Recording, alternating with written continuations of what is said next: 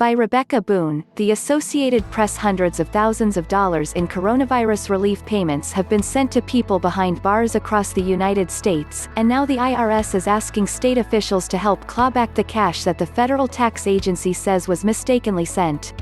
The legislation authorizing the payments during the pandemic doesn't specifically exclude jail or prison inmates, and the IRS has refused to say exactly what legal authority it has to retrieve the money.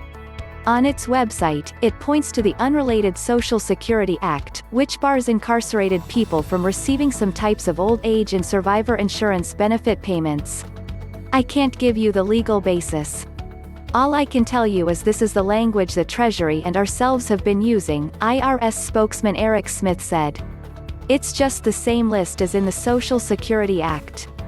Tax attorney Kelly Erb, who's written about the issue on her website, says there's no legal basis for asking for the checks back. I think it's really disingenuous of the IRS, Erb said Tuesday. It's not a rule just because the IRS puts it on the website. In fact, the IRS actually says that stuff on its website isn't legal authority. So there's no actual rule, it's just guidance, and that guidance can change at any time. After Congress passed the $2.2 trillion coronavirus rescue package in March, checks of up to $1.200 were automatically sent in most cases to people who filed income tax returns for 2018 or 2019, including some who are incarcerated. A couple of weeks later, the IRS directed state correction departments to intercept payments to prisoners and return them. The IRS doesn't yet have numbers on how many payments went to prisoners, Smith said.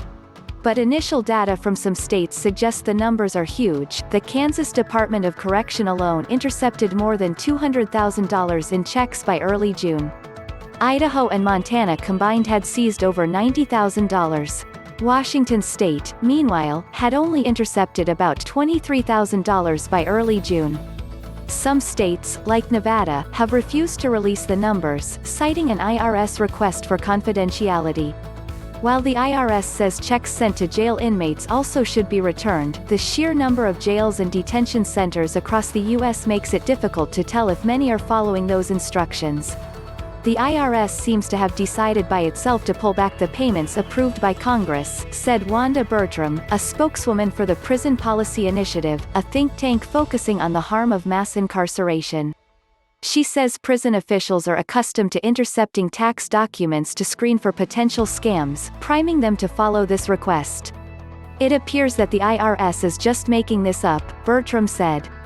Inmates and their families need the money, she said, especially as prisons try to reduce the spread of the virus by instituting lockdown conditions or releasing thousands of inmates who are then trying to get back on their feet.